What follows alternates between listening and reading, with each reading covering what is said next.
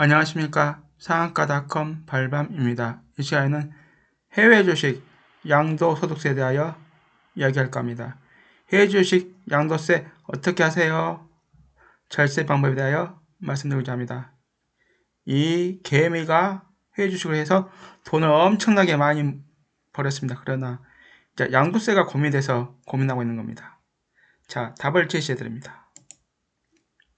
해외 주식 양도세 절세 방법. 자, 주식이 많이 올랐을 때, 즉, 해외 주식을 샀어요. 해외 주식을 샀는데, 예를 들어서, 예를 들면, 이 종목을 하죠. 미국 주식, 니오 샀어요, 니오.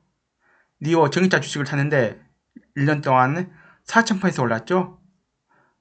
저 발밤이 유튜브 추천주 1년 동안 4,000% 올른 니오.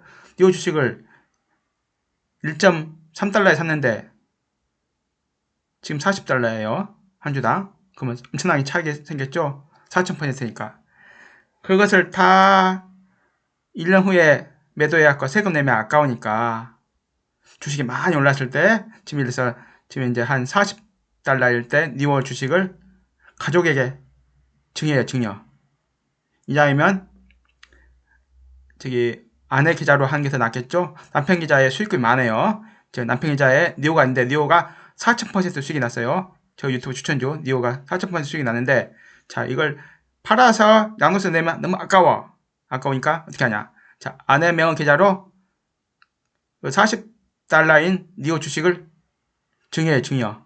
즉 6억 원까지만 6억 원이 넘어버리면 증여세를 부담해야 되니까. 저기 배우자 같은 경우는 6억 원이다 6억 원. 즉 아내 계좌이면 남편 계좌에게 6억 원을 쏘고 주식을 그렇게 하면 됩니다.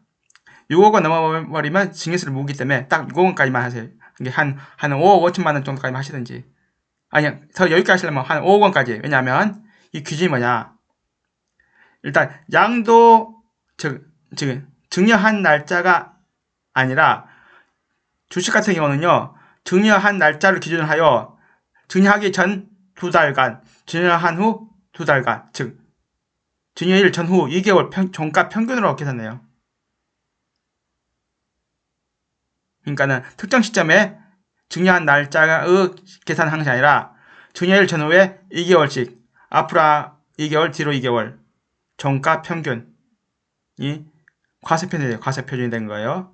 취득 단가 되는 거예요. 예를 들어서 그러니까 이 남편 계좌가 1.3달러에 니월 주식을 샀던 것을 지금 40달러 잡고 40달러에 아내 계좌로 6억 원까지 증여세가 안 내기 때문에 여유있게 한 5억 원까지만 증여를 해요. 그리고 증여한 날짜가 예를 들어서 오늘 종가로 한 것이 아니라 증여일 전후로 2개월 앞뒤로 평균가 그것이 증여 가격이 되는 겁니다. 그 점 주의하시고요. 또 하나 이제 아내 계좌로도 증여를 했고 그래도 또 돈이 더 많이 있어요. 그러면 어떻게 하냐 자녀 계좌로 자녀와 손자 같은 직계 비속 계약에 5천만원까지 넘기세요. 10년 기준 5천만원까지. 그러면 증여세가 없습니다. 굳이 주식을 수익이 났을 때 팔아갖고 양도 차익까지는 250만원까지는 세금 안 내요. 그런데 250만원이 넘어버리면 세금을 내거든요. 그 세금이 얼마냐? 1천만원이 수익이 났어요. 수익이 났는데 250만원까지는 세금을 안 내기 때문에 공개해주고 즉 750만원 남은 금액 갖고 주민세 10% 포함하여 토탈 22% 양도세를 납부하는 거예요. 그러니까 뭐냐면요. 1000만원에서 250만원 빼면 750만원이죠. 750만원에서 양도세가 20%예요. 750만원 20% 얼마죠? 150만원이죠. 150만원이 양도세고 또 150만원에 10%인 주민세. 그러면은 165만원이 양도세. 750만원 벌면 165만원이 세금을 나간다 이 말이에요. 1000만원 벌면 165만원 세금. 이해되십니까? 자, 다시 말씀드립니다. 1000만원을 수익이 생겼어요. 250만원 빼면 세금 면적이기 때문에 750만원, 750만원에서 750만원에 양도세 20%면 75만원 곱하기 2는 150만원이죠. 150만원에 도취임세 10% 그러면 15만원이죠. 그러면 165만원. 165만원을 양도세를 납부해야 된다 이 말입니다. 양도세 납부는 언제 하냐?